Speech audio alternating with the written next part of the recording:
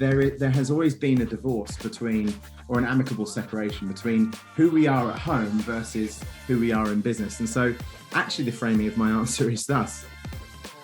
There is only an approach that we have. There isn't an approach in life and business differently. There is an approach. We can pretend to be a different person in life and business, but we turn up as ourselves.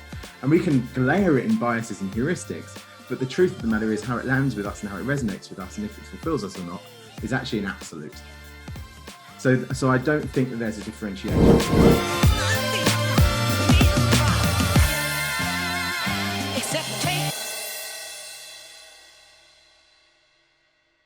Welcome back, everyone. I hope everyone's enjoyed Easter. We are in holiday mode here on The Few today, and we are broadcasting from the farm. And we have some behind-the-scenes footage of some of the dramas trying to do a remote podcast in the middle of nowhere. So it's certainly been an interesting morning. So we're going to lift the standard in a moment, and we speak to our guest today. Super excited to speak to Jonathan. He's got some interesting stories and definitely some insights that I think our few are really going to enjoy. How are you, Sean? Fantastic, mate. It was a great, beautiful drive down here to the south coast of New South Wales and down to the farm. And looks like we've overcome the technical issues. Better late than never. But yeah, ready to. I think we've demonstrated some of those core traits of the few. We've demonstrated resilience, problem solving. We've done it all. Kept our pendulum as neutral as possible, and ready to welcome our guest on board for today. Awesome. Well, with no further ado, let's introduce our guest today. He is a best-selling author. He's a futurist, a trends analyst, and I tell you what, in the era of COVID, that must be a really challenging job role to try to pick the trends and what the future's going to look like today. He's certainly met some interesting people. He's been all over the world. He's been speaking for nearly 20-odd years. So with no further ado, thanks Jonathan McDonald for joining us today on The Few. Hi everyone, it's an absolute honour to be here. I'm a big fan of your series and everything that's happening with Afterburner as well. So I'm in awe, and so thanks for inviting me on. Oh, that's super kind of you, Appreciate Jonathan. it. Thanks so much. Awesome. So what I'd like to do is to carry on from where Boo started is the things that we're seeing happen at the moment, coming from a place of understanding and I suppose helping to predict in some way what's going to happen in the future. What's your take on the fact that we've got, particularly here in Australia, we've got what I'm seeing like this dichotomy of forces at play, where you have massive impact of COVID, negative impact on business and the economy and things like that. Yet we've now seen, for example, Sydney now becoming the third most expensive property in the world. Like, there's these opposing forces. I mean, how the heck do we start to look into the future when things don't seem to be making much sense, even just referencing that point? Yeah, totally. I mean, interestingly enough, for many years, people have classed me as a futurist, and I quite often slightly reword that to being a nowist. My version of futurism is that today is the slowest pace of change we'll ever experience.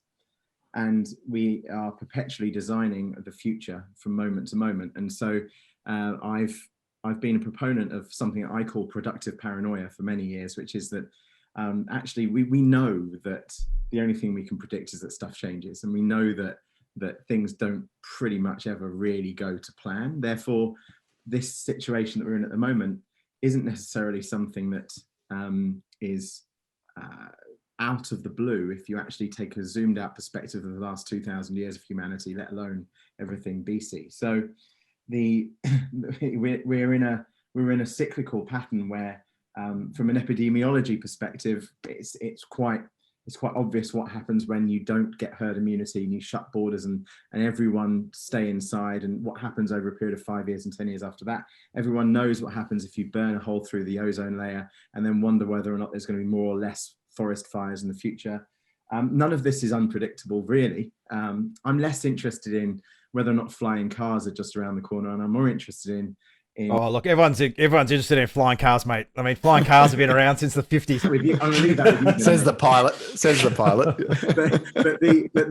but I think there's too many wheels in it. But I think the reality is that if we adopt a productively paranoid view that actually, you know what, pretty much things go either to plan or not to plan, and it's how we respond which matters. Less to do with, oh, fantastic, we've got our new normal. Now it's going to be calm for the next 30 years. That's a fallacy, especially bear in mind the change in the next 10 years is likely to be similar to the change in the last 50. So especially in terms of every industry vertical, automotive, education, healthcare, these things are fundamental axioms of our society, and they are certainly not determined by the stability of the last 50 or 100 years. They're actually determined by what's happening right now, which has had a fundamental impact on all of those things. Do you think fundamentally, Jonathan, that the pendulum is swinging further and further? I like the Tacoma Bridge analogy. Every bridge is designed to allow the wind to blow through, to not resonate, and then the Tacoma Bridge gradually got this resonant frequency until it ripped itself apart. Do you think that in today's world, for whatever reason, we're starting to see a broader spectrum of volatility and less predictability, more chaos? Yep. Yes, indeed.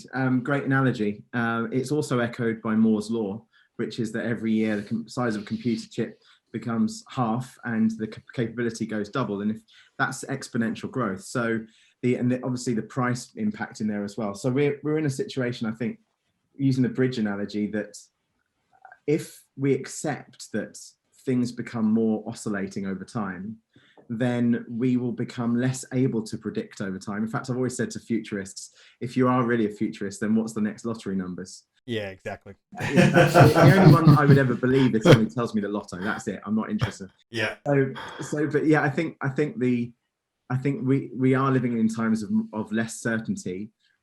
Change happens faster now. Life moves faster, and then it's down to how we think as humans about that and how we use change. And my most recent book, the bestseller Powered by Change, is actually all about that paradigm. What happens when we are unable to actually have a comfort zone because it's been taken from us, rather than the good old days of business. When I started out 30 plus years ago in business, it was a relatively stable situation. Changes would come every 5 to 10 years. You'd be in a career for 10 to 15, and it's all good. Now, anyone who's lived from January 2020 to today will know that that's not necessarily the way that life works. And what I would urge any listener or watcher to consider is that this isn't the last change. It's just the next. And so in preparation for what happens next, we can think differently about what we need as stability. And personally, I believe that we can look at how we think and choose our responses. As Viktor Frankl says, there's a gap between stimulus and response, and in that gap lies our choice, our growth, and our freedom. And so we can choose what we do about this. It can either be the end, it's a disaster, our career's over, or we can think, right, all right, well, so my entire year of income has been written off. What actually am I here to do really as a human? Am I really genuine? Did I really, really want to be an architect in the first place? Did I really, I went to law school for 8 years and then I became a lawyer because my dad wanted me to. Is this now an opportunity where I don't need to be? And so I like that opportunity in the potential of chaos. I think, and you're right, and we've seen that a lot. I run a business group called Inner Circle, and we have over 120 business owners in that environment. And we've seen a number of them go through that where they had a fairly clear purpose and mission and what they wanted to achieve, and they do this with their business and everything. And I would say at least 20% of them have now reset that and gone, you know what, I actually don't want this all the way up here. If I bring that expectation down, I can realize it sooner, and I can step into those other areas that I'm more passionate about. But it plays to human nature, right? This is the whole fundamental issue. Yeah, we know the hole in the ozone layer is bad. We know fires are bad. But until my house burns down and it affects me personally, I'm not going to do anything about it. And I think for business owners and leaders, I working with some huge companies at the moment with 40, 50,000 people trying to figure out what to do next. So what do they do, Jonathan? Well, actually, I mean, we've mentioned Afterburner. Sean, you've mentioned Inner Circle, so I may as well mention the fact that my version is called poweredbychange.com. It's everything I've learned from the last 30 years in business in a software as a service for businesses, business coaches actually, so they can help other businesses actually start by orientating what you really stand for and why it matters. But then through a process design of the people that you're working with and how they work. And without looking at one platform or another, I think in general, what we should do or could do is to start with an introspection and build from the position of what our telos is, or our telos, depending on your pronunciation of Greek philosophy. And our telos is what we really are as a person here for. So the telos of this is to hold liquid, and the telos of a knife is to cut. What's our telos as a person? Just because we studied engineering doesn't necessarily mean that's who we really are and what we're here to do. And so if nothing else, any listener or viewer could actually take this moment of chaos, which is slower than the next moment of chaos, to think, what really, bearing in mind everything kind of can go to dust in a nanosecond, what in fact do I really want to do in these moments of time? And I've got maybe, if I'm fortunate, maybe 400 months left in my life, if I'm fortunate, based on the average median age of life. So you're a real futurist. You can predict that date as well. That's amazing. So that's pretty much that's if I have a really good innings. So the question is, how many? If I've got about 400 months left, what am I going to do in those, let's say, 1600 weeks? What really do I care that much about? And then, of course, the resistance point at that moment, and I've been helping companies big and small over the decades with this particular question, is, well, what about if the answer doesn't necessarily mean something that I can monetize? And then, of course, the resistance is, well, I know that really my passion, what I'm here to do, is to be an artist or be a chef or be a whatever, but I can't do that. I'm 50 years old now, I can't do that, or I can't, yes, but ... And that's not actually the most elevated way of looking at it. If you elevate your perspective of really what business you're truly in as a person, then you realize the ability to innovate is vast. And I've challenged people for decades with this one point. I'll offer it free of charge on here. If anyone emails me at jonathanmacdonald.com with a concept that they think they couldn't monetize, within 24 hours, I will return a plan of how to monetize it with proof of how to monetize it free. Nothing to upsell from or anything else like that, purely because there hasn't been anyone that's actually come up with a thing that they are genuinely passionate about that they couldn't monetize. I've never seen it. It's a good point that you raised, Jonathan, and I think it plays to the few around.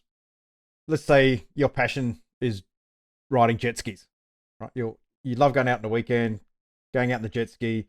Now, if 100 people love jet skis and they're passionate about it, the world can't sustain 100 jet ski rental operators.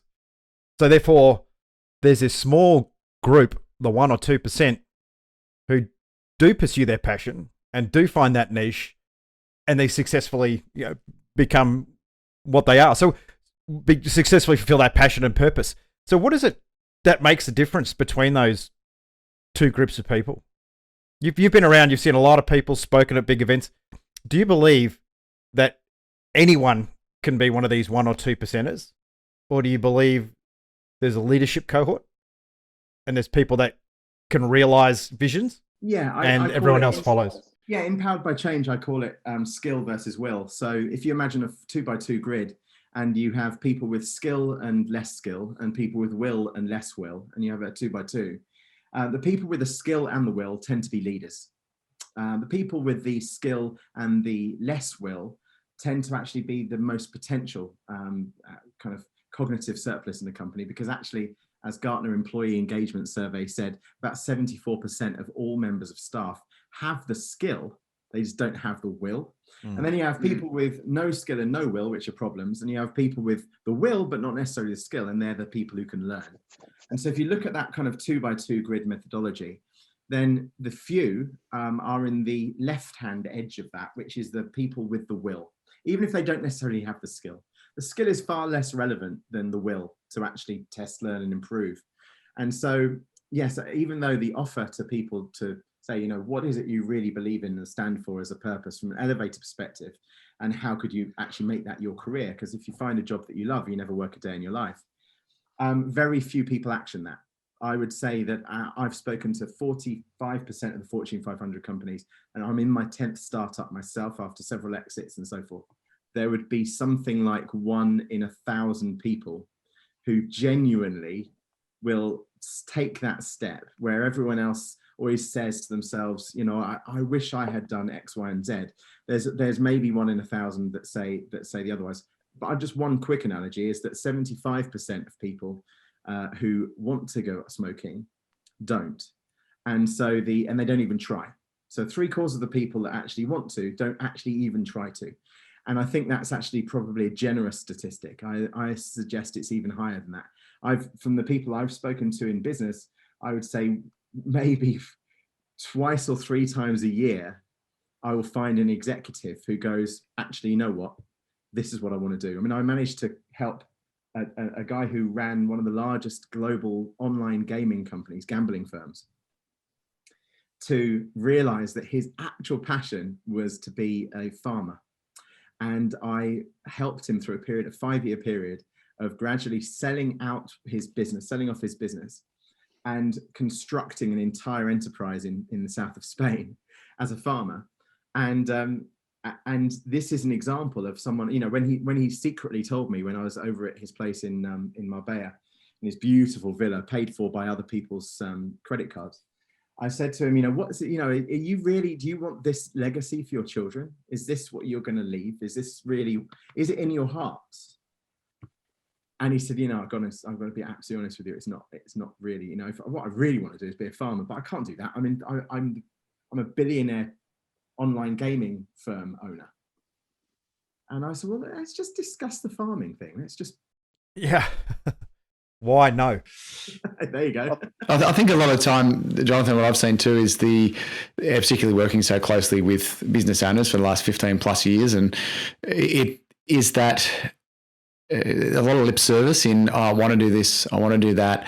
But when it comes to the crunch, there's a sunk cost bias in, well, I've spent 15 years building this business, and it's almost like it's part of it's another arm or another leg. It's part of them, you know, and they've got to step out of that. How have you seen or worked with people and supported them to actually, I guess, cut off that limb and move forward?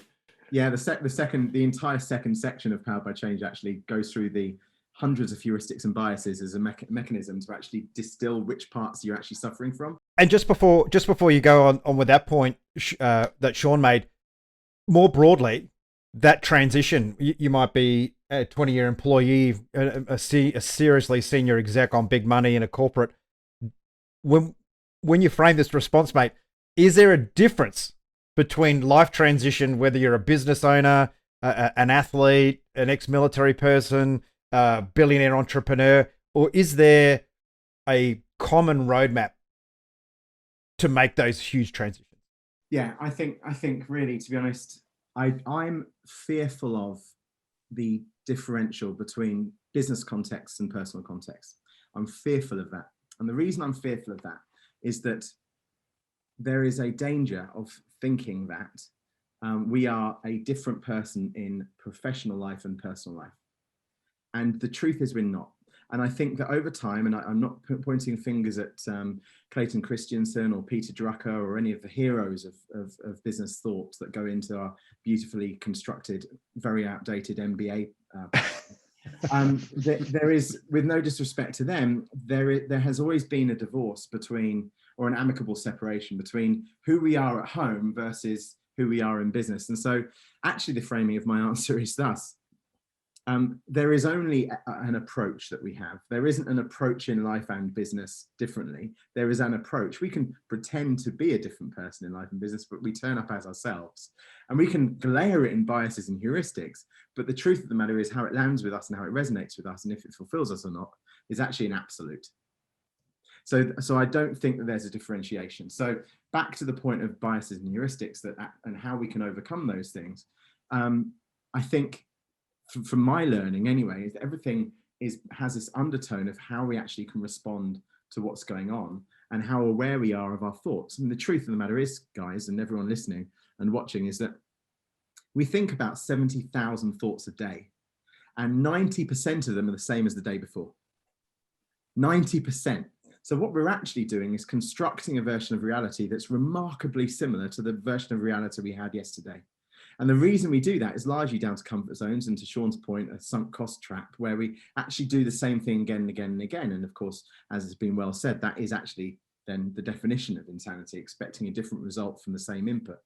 So I think that we could do a lot worse than to look at how we've constructed our thinking. And that's the opening part of Powered by Change, which anyone can use free of charge. You can go onto poweredbychange.com and actually become an accredited Powered by Change coach free of charge. So this is just a heuristic. That part is a heuristic and biases methodology that you can at least see why you think the way you think. And I think that both of what you guys do, looking into what you've done online, has a very much of an undertone of how to get to a flawless execution plan, if you like, to quote Boo, with the mindset of being aware of what would normally hold us back, having the bias, the barriers that we can identify and say, I'm aware that these are the barriers, but also I'm aware that this is my perception of it being a barrier. There's pretty much only two barriers, I think. One is that we can't breathe underwater unaided, and the other is we can't fly without wings. Other than that, I don't buy into any barrier personally. And I think you're 100%. I love all the statistics. I love empirical research that supports behavioural change, and the fact that we tend to, I call it the excuse matrix. And the longer, I mean, I've only really been in the coaching space and working with super large corporates for 5 years. I'm a newbie, but the glaring thing I'm just so surprised at is the universe that people create in their minds as to their reality, and then live to this perceived reality. And that is every boundary they create is that. And I constantly wonder, I'm not a psychologist, but I wonder, what is it about human nature that makes us create boxes to live in? What do you think, Jonathan? I think there is a tendency, human nature. I mean, humans are different from animals because of three biological constructs, right? So scientifically speaking, we are different because, one, we have an awareness of our own mortality, i.e. we know we're going to die, despite the fact that 99% of humans try and deny that only reality that we have, and therefore fear it because it's scary being not here, whereas in fact, of course, we won't know because we're not here.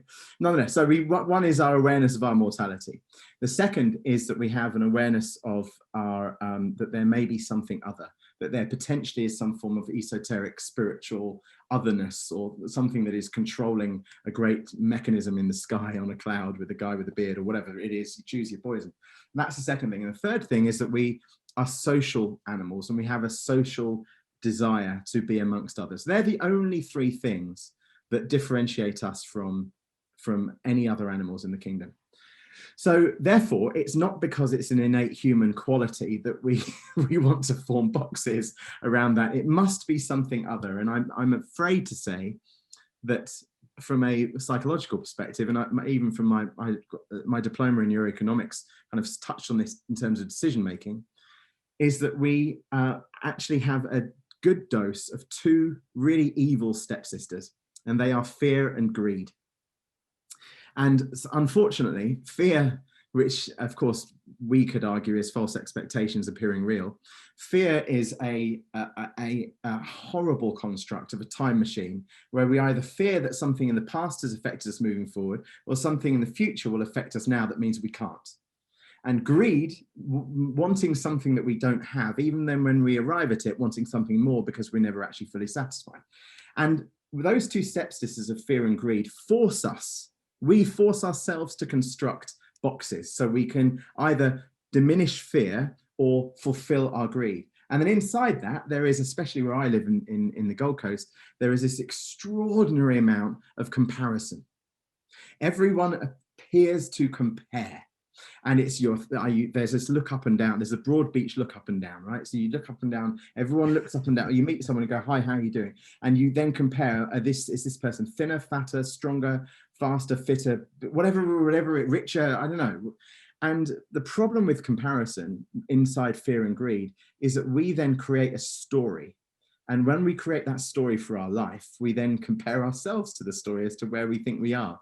And it's an extremely dangerous way of living. And I would class maybe the Stoics as a remedy for that. If we take Seneca, Lucius Seneca, for instance, he said that no person has the power to have everything they want, but it is in their power to want what they don't have and to cheerfully put to good use what they do have. And so it's kind of like, if we can separate what we control to what we can't control, we can be content with things that aren't necessarily right or wrong or good and bad, they just are.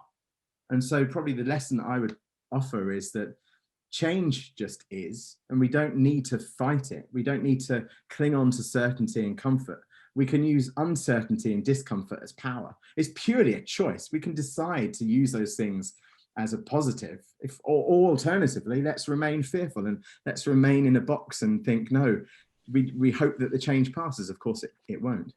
So, Jonathan, in relation to that, I just want to tie 2 points together. Obviously, before you were talking about the kind of the 1 in 1,000 people that you see actually with the will take the action to make a change.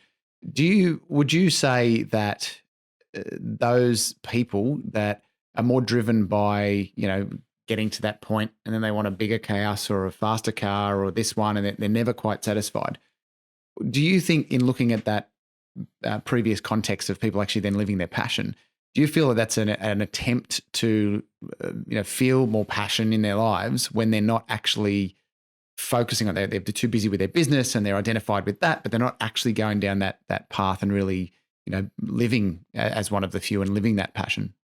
Yes, I think so. And I think that there is an element of, if we put aside, I'm saying this in front of a fighter pilot, so I feel massively underqualified to say these words, but I imagine... Sorry, mate, I feel like that all the time.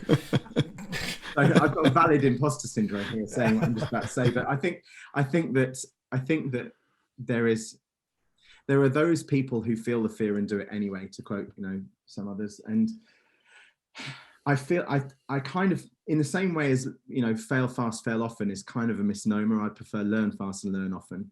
I also don't really buy into the feel the fear and do it anyway. I think we can actually take a more of a scientific view of fear. And there's a great book by Dan Gardner, which is called The Science and Politics of Fear.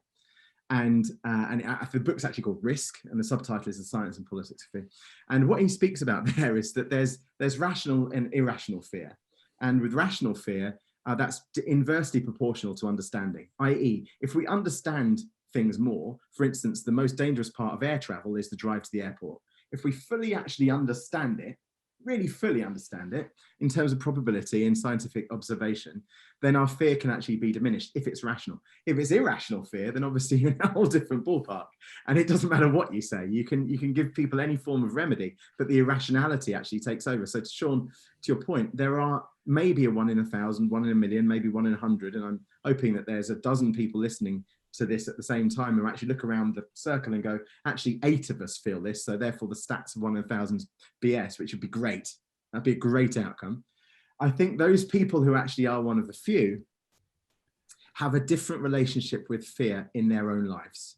Personally speaking, I know as a fact that when things go absolutely badly wrong, it is always just before fantastic success.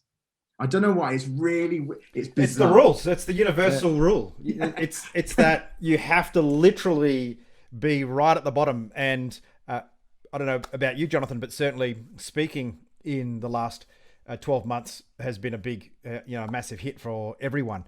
So going through the process of, I now have to recreate my speaking business or deal with a part of the business that is just no longer exists. And I had the trifecta. I owned a hotel, was in the speaking game, and owned an aviation magazine leading into COVID. So boom, boom, boom. That was fantastic. Talk about learning points right there. But some great pivots and transitions, and it's some really hits the nail on the head on the things that you're not doing. You've got the time that you are executing on the job is gone. So now you've got time to think about it and reframe it. And what's been really interesting is seeing these cohorts of pilots, senior pilots, people earning 250 or 300,000 a year, which is a nice living, starting their own cafes, moving into their own small business. They have made that transition, and now that it's like, okay, come back to work, they're like, well, you know what? Actually, I'm going to stick with my new venture here. I'm not going to come back. So going back to fear, and you said something before again I got super excited about, which is the difference between the human and the animal. So much of our behavior is driven by our animal cells, not our conscious cells, right?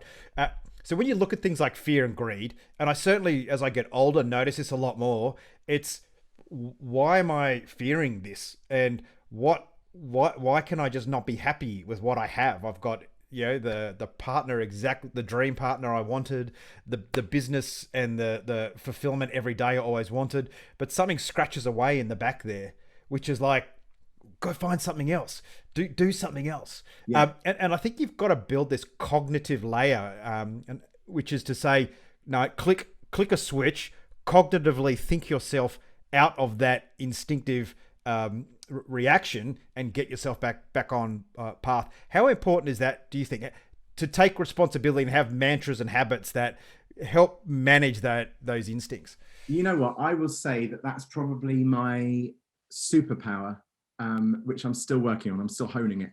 But that is the most powerful thing that I adopt in my life of everything. That and exercise and trying to eat more plants rather than animals. That trifecta. But anyway, primarily, that is the key. So when I drift into a daydream of thought patterns that are inner self-talk about things that are bad, or things that make me mad, or things that shouldn't have happened to me, or what I deserve, this is all in all contexts, business, otherwise, whatever. And I don't differentiate between personal and professional life, as you know, because we're all human being, except we seem to live like we're human doing for some reason. So when I notice that I'm caught up in self-talk, I remind myself that this is just self-talk. It's only real if I allow that self-talk to dictate my reality. I then choose what I prefer that would make me more peaceful and more fulfilled. And then I design my self-talk patterns to match exactly that.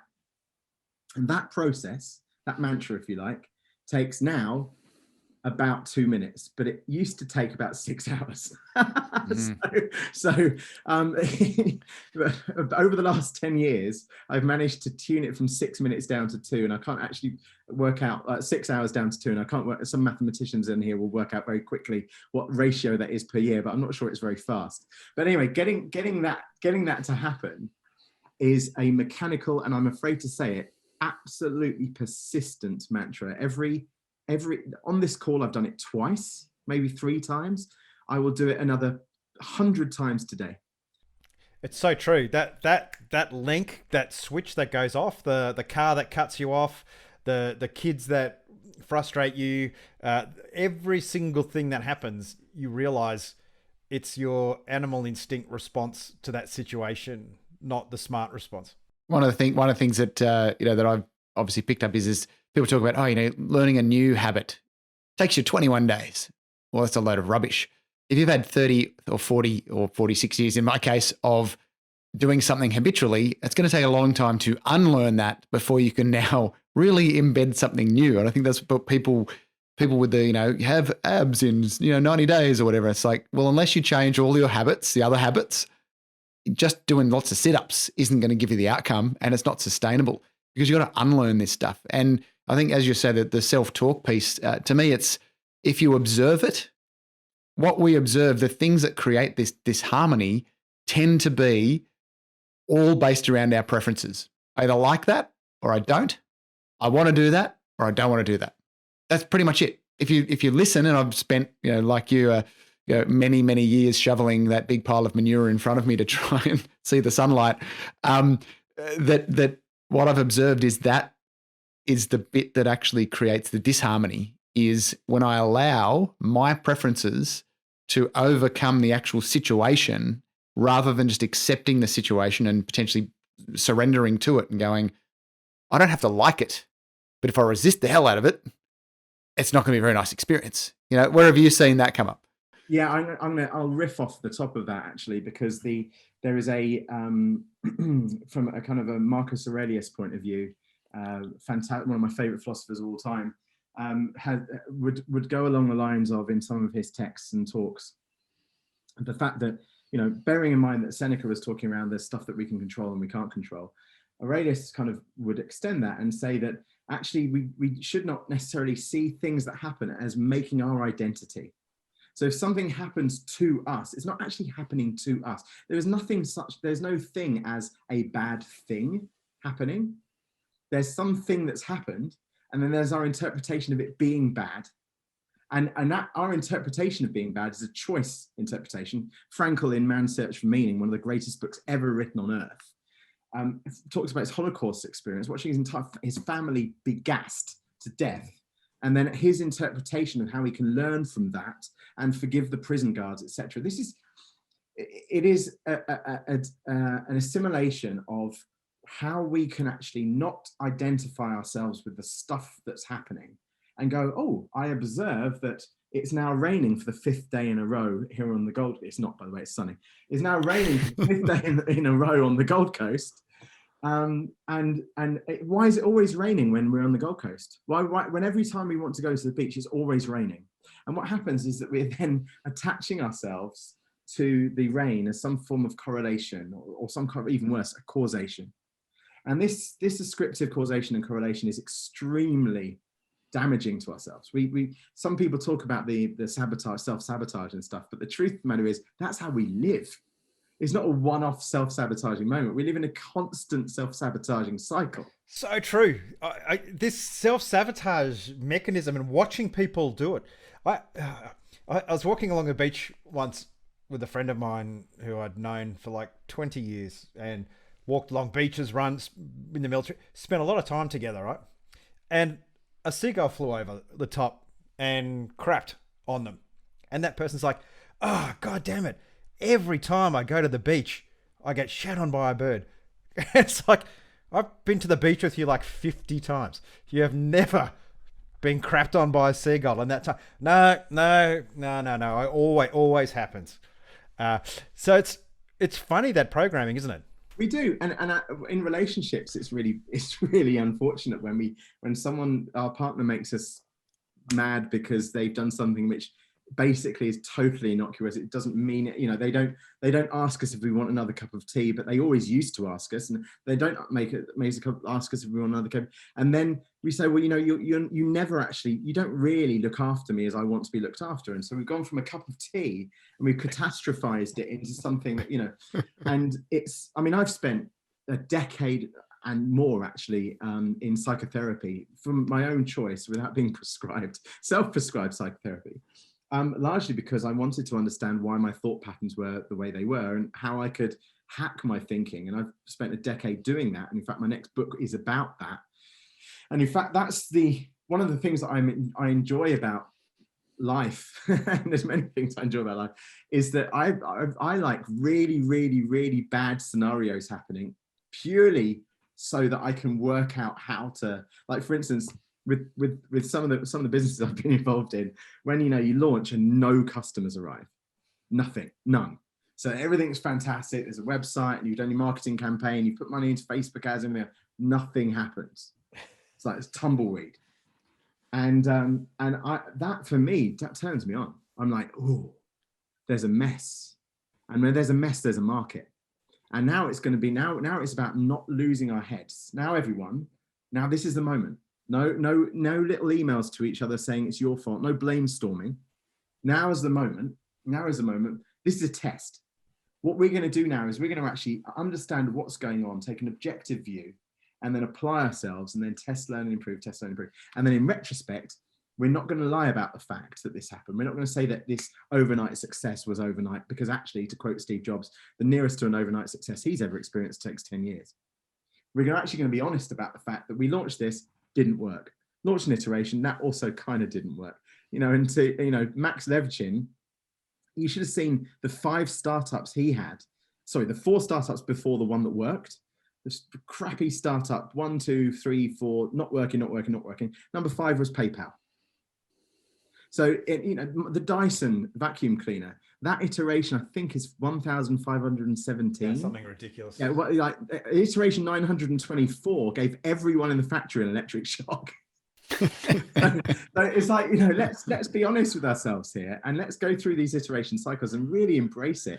And when there's trouble in relationships and trouble at work, this is what a gift. It's a massive learning excuse. I love it.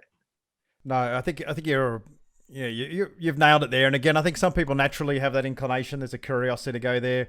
Some people, I think they're just never going to get it.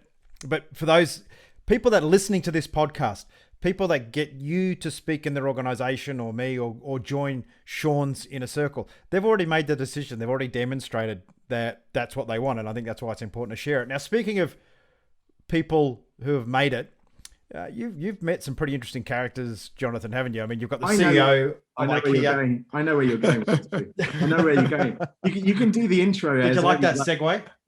Yeah. I was waiting for it. I'm like, when are we going to put the segue? I've been brewing on it for like 20 minutes. Oh, yeah, I won't do it there. I'll wait. Let me tell you a story. So my fighter pilot OODA loop. I was once asked by Richard Branson's people to fly down to the Cayman Islands and spend 3 days with 200 of his most inner circle, his business people, so that I could assist in expanding their thoughts and really kind of, instigate some change mentality. And of course, Richard spoke about his primary passion at the moment is the ocean health. And marine life and stuff. So he did some stuff about that. But then my cohort, my kind of support acts were Meghan Markle, Jamie Lee Curtis, and Jay Leno, right? and you don't want to follow people like that, do you? And then in the evening, Anna Kournikova gave us a tennis masterclass, right? So wow. That's good. Great. That's some real talent, mate. You're up there with. It was. So, but what I found really interesting is this, and it's echoed throughout my career. When I was the commercial director of Ministry of Sound. I opened all the nightclubs around the world for Ministry, including the world's largest nightclub in Singapore. I helped the British music industry. I was the chairman of the British music industry for 2 years, digitized the music industry, including selling one of my startups to Apple at the time. So there's, in all the experiences I've had, what I realized over at Branson's event was that you can strip away the 9-figure income and the 10-figure asset value from any human being.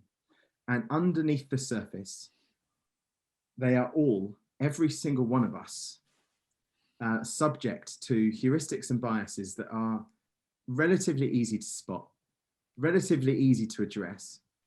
And therefore it's purely down to choice. And what I learned back in this is 2015 when I did Branson's retreat. And I'm one of the very few people, I'm very lucky actually, I'm one of the very, very few people to actually know his actual email address, which is so brilliant because when you email his personal email address, it comes back saying this email doesn't exist. But it does exist. Anyway, right. So one of the things... We won't tell anyone. That's right, Richard at virgin.com. Richard Branson at Virgin, yeah. Yeah, Richard.Branson, come on, boo. But anyway, one of the things that I realized was that every one of these people has the same patterns that the people who are on the breadline have, and people in poverty have.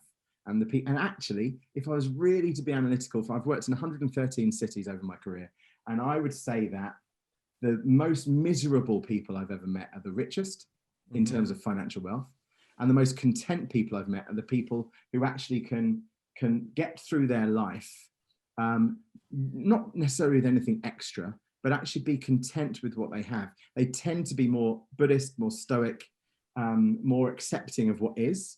And out of the 200 people I spoke to over in the Caymans, over half of those people are living a life where I'm pretty sure they will arrive at their deathbed with the regrets that the Australian nurse, Bronnie Ware, found, the top deathbed regret of all, which is I wish I'd allowed myself to be more happy.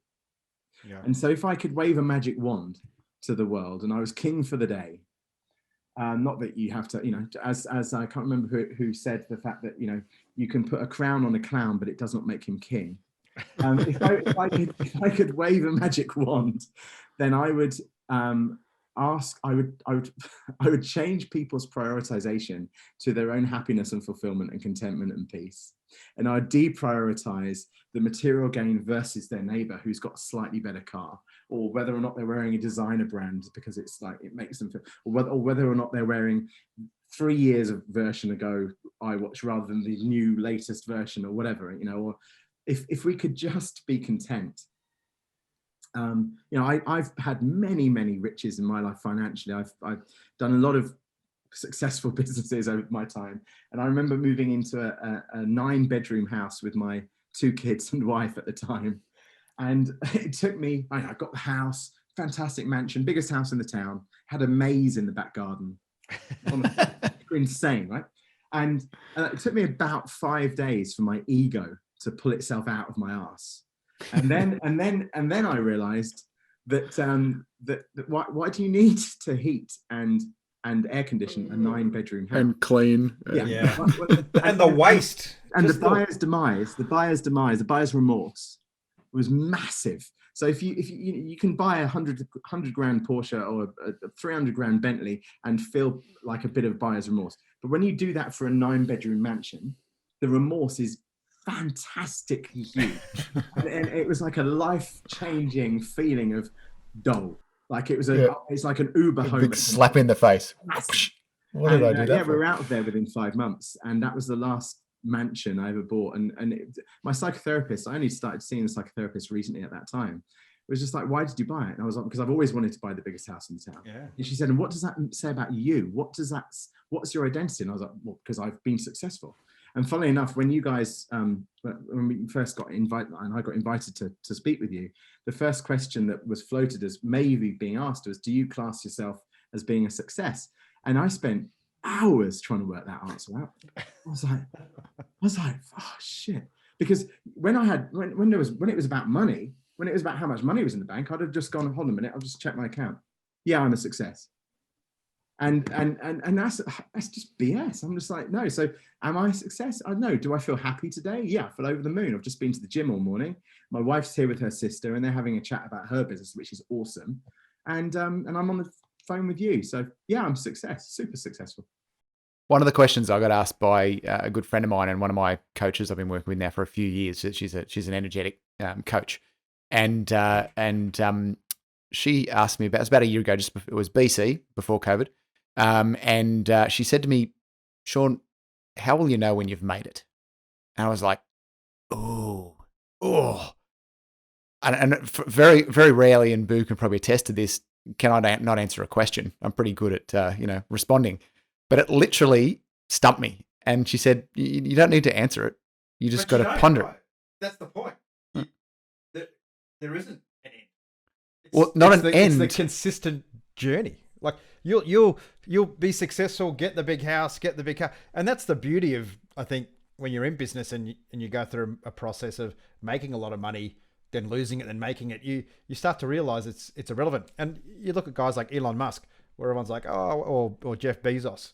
But everyone forgets the fact that they went all in, and they took those risks, and they're just lucky that they were the ones with that timing. There's plenty of other online shopping portals that aren't Amazon, but for whatever reason, the stars aligned. And I think that success is happy. And if you're happy doing lots of startup businesses because you like the challenge and you like unpicking it and you're a problem solver, yeah, good on you. If you're happy sitting making plastic models. And what I'll tell you, when you talk about happiness, one of the interesting journeys I had with happiness was watching Plane Spotters when I owned an aviation magazine, and seeing how happy these people were sitting at the end of a runway taking photos of a unique airplane, and the social media posts and the kudos. There was no money involved in that at all. And how much that brought their families together, and they took their kids to watch and shared that passion. So for me, that was a real wake-up call as well about, happiness can be simplicity, and happiness and success is whatever you define it as. And that's why we asked that question, Jonathan, because everyone has a different idea. I think just to add to that, what Boo's saying there, Jonathan, and it tied back to something you said before, is it's a being versus a doing. And what I figured out a few months after that, because I was trying to figure it out logically, maybe it's when I have my inner circles full at 100 and I'm helping all 100 businesses at the highest level, and I'm doing this and I'm doing that, and I've found my new house, and it was like, that was all just rubbish. And I remember at it was actually our event right when COVID was happening, right? And it was a week later, we've had to cancel it. And because it was right then, we were able to change the content. I was able to deliver content that helped support people through that scary period, that initial period. But I remember standing at the back with San, and I just said to her, I said, right now.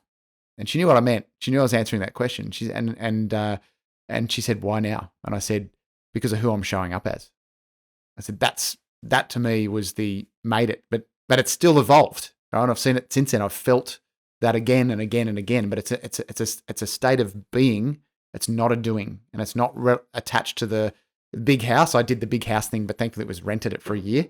And it was within about 6 weeks that I realized that, holy shit, why? It's just a pain in the ass. It's giant. The kid, you can't even see the kids. They're like right at the other end of the house. And it's like, we were all end up being in the same room all the time. Anyway, there was this big waste. And it makes you think, doesn't it? I mean, everything's about that. They're like, oh, we've got this great house, parents retreat, play room for the kids. Then you live somewhere like that and you're like, I never see my kids. We don't spend any time together. It's crazy living in Afghanistan and Papua New Guinea and seeing the village and seeing the simplicity and the happiness that those people have, playing music, living together. Everything's communal. There's some real challenges, I think, for the Western world around what success looks like. Yeah, you know what? Actually, I didn't realize this until we got onto the topic that if people were to ask me what my 3 favorite books are at the moment, because it always changes each week, pretty much. I have a lot of books on the go. You're reading our questions for us here, mate. You're like, it's great. This is fantastic. We're talking about being content and happy. And actually, I've just realised that if I were to ever need to give 3 books recommendation, they're all actually about that. And I hadn't realised that until we talking about it. And so the 3 books, I've mentioned one of them already, which is Viktor Frankl, Man's Search for Meaning. His interpretation of happiness is actually finding a meaning of something, having a reason for something that matters. And the fact that we all are actually on this journey. And those that die peacefully are those that actually have found purpose and reason and meaning. So Viktor Frankl's Man's Search for Meaning. By the way, if you don't want to read the whole book, his students, Papatakis and his wife, wrote a book called Prisoners of Our Thoughts, which is like a condensed version of Man's Search for Meaning, just as good. So there's a little hack. The second book is by Derren Brown, the magician. And Derren and I both studied neurolinguistic programming at the same time. We're both pretty old now. And so at the early doors of behavioral economics, that was kind of new. And we're both in that early cohort. And his book, Happy, is fantastic. And and the subtitle is Why More or Less Everything's Pretty Much Okay. And the third book is by the brilliant actor and producer, Matthew McConaughey.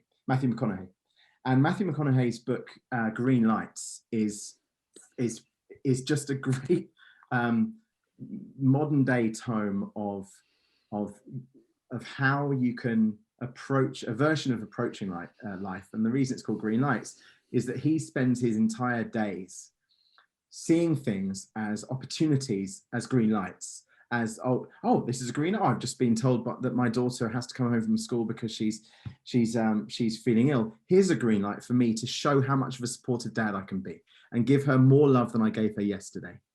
Oh, I've just found out that my producer has actually lost a film deal that we were just about to do. Here's a green light for me to actually see how I can set up my own production company. So I don't need to, and so the whole thing is like an architecture of green lights, and it's a brilliant book. So Green Lights by McConaughey, Derren Brown, Happy, and Frankl's Search for Meaning is all about what we've been speaking about. We've basically done a preface of the whole lot. They should have paid us. It's fine. And that's a cognitive process again, right there, where you're thinking in a situation where you might have a negative or emotive response. And again, being a fighter pilot, being in business 16 years and going back at it, we created this mindset to do the same thing, which is like, oh, that didn't work. Oh, I didn't do exactly what I planned to do there. Why? Was it me or was it what I planned to do? And adjust that and take that opportunity to learn from it, but not just learn from it, action it every day. And I love that green light analogy, because that's where we're saying, well, here's a green light and here's what I am going to do.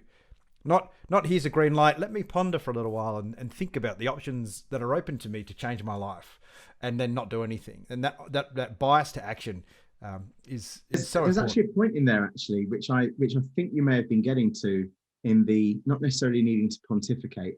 I feel in my second TED talk, which is called The Main Thing. It's on TED.com, but also you can find it. Jonathan MacDonald, TED Porto. It's the Portugal one that I did, 2013. I speak about the fact that we already know the answer. We have our instinct already tells us what the answer is. We instinctively know. If we're in a relationship that actually isn't feeding our souls, we already know it. If we're in a job that we don't necessarily want to be in, we already know it. We're at a restaurant, we already know whether or not the environment is going to suit us or not. We don't need to mentally work it out because we already know. And I believe that the signal versus noise that we have at the moment in a world full of noise and micro-journalism devices, micro billboards of personal opinion and armchair politicians and slacktivists who double like something.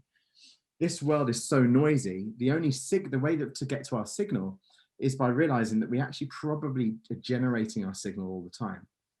And if we can actually attach ourselves back to our instinct and realize what really we instinctively would feel and what we'd instinctively do, then we can rationally look at the biases and heuristics that are masking what we need to be doing. And that's why I admire both of what you guys do, because even though, Boo, you're saying that you've only been in the coaching business for 5 years, I'll take a guess of the fact that you've probably been in the coaching business for 30 years.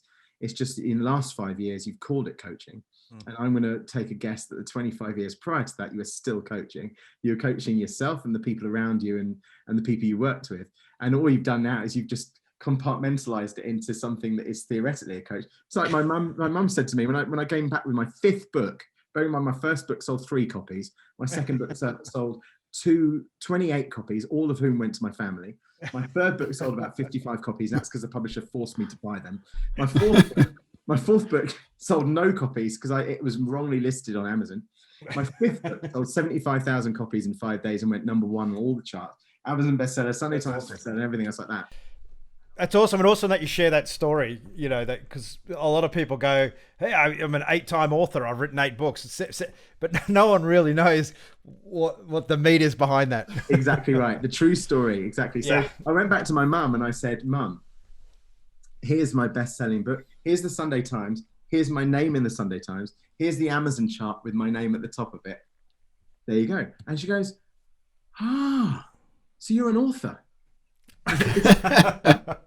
Because she's been wondering for the last 48 years what the hell I do. And then and it's like, Mum, I wrote my first book 20 years ago. So it's kind of like the validation that people sometimes feel that when you've got a title under your name, like for instance, I'm a coach because I coach, or I'm an author because I've got a bestseller. I think we're all already it. We all are already it. And and not to be on a block universe, multiverse theory, fatalism tip, but in terms of we are innately here to do what we are doing without any dogmatism. Just we're here to do what we're doing.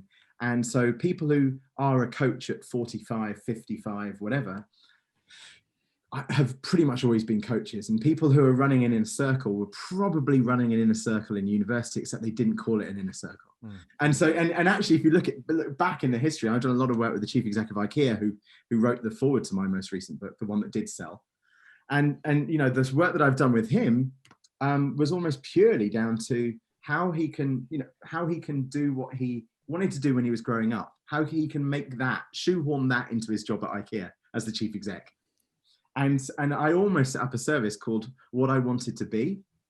And that service is going to be like what you could write in what you wanted to be when you were growing up. And then it matchmakes you to people who actually became that. So for instance, someone who wanted to be a fighter pilot can be matched with Boo, and Boo goes, here's the realities of what it was like being a fighter pilot. So it kind of has this generational, kind of cross-generational symbiotic nature of, but then I killed the idea because I realized that part of the experience of life isn't to be told that it's good or bad by someone else. Part of the experience is that we have to go through it.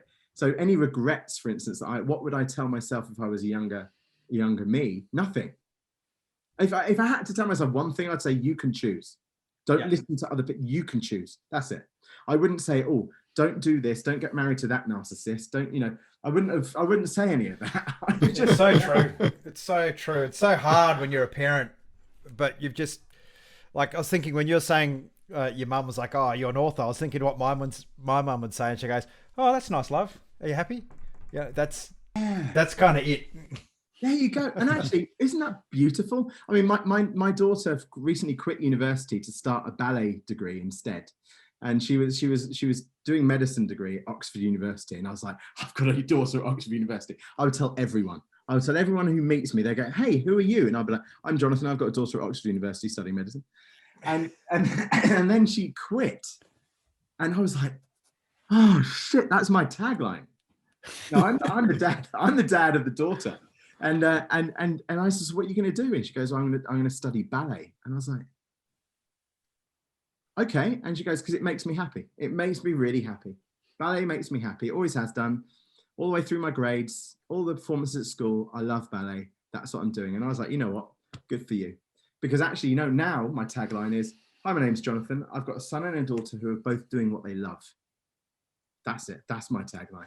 That's success. I can die happy. That's what I'm here to do. I'm here to have enabled two little versions of me to be their own version of themselves and do what they want to do to be happy. Job done. That's absolutely amazing. And you know what? I think that's an incredible way to wrap up a amazing conversation. There's been a lot about life, about being human, how we've all got our bullshit, our stuff, our stories, our beliefs, our handbrakes, but we're also the accelerator, not just the handbrake. And Jonathan, want to say a massive, thank you for sharing a bit of your journey and your story with ourselves, myself and Boo and our listeners. But yeah, we really, really do appreciate you taking the time to come on the podcast. Thanks. It's been an absolute honor. I think you guys are doing such great things, and I'm cyber stalking all of your stuff. I think you're brilliant. and I'd love to be part of the inner circle. I'd love to be part of anything. If we can ever do anything together, the answer is yes. I have a tendency to say yes to everything, and then there's a green light right there. Great, it's a green light. And that wraps up another episode of The Few. Thank you to our partners, Afterburner, for team building, development and alignment. We understand now how important it is to have the right people around you. Get them on board with where you want to go. Momentum Media, the largest industry publisher in the country, connecting your business to the Australian community. ICMI, Australia's premier speaker bureau, representing the few that do fulfill their life's purpose. And finally, Sean's Inner Circle, the business coaching organisation for small and medium enterprises looking to make that next step. Thanks again for listening in and downloading today. Please leave a review on whatever platform you are currently listening to this podcast, and reach out to our partners who can help you make the transition to the few. Awesome, Jonathan. Thanks so much, mate. That was a brilliant conversation. Thanks. Really enjoyed that. Thanks so much.